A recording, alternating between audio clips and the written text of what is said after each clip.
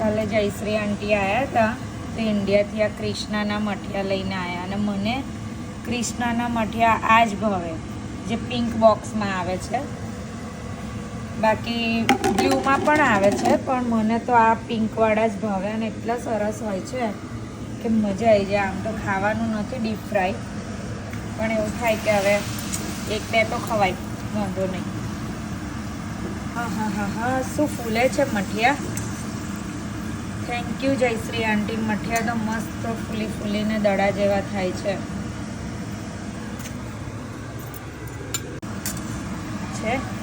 જો કેવા ફૂલ્યા છે, આમ ફૂલી ફૂલીને મસ્ત થાય છે. આમ મજા આવી જશે ખાવાની એવું લાગે છે.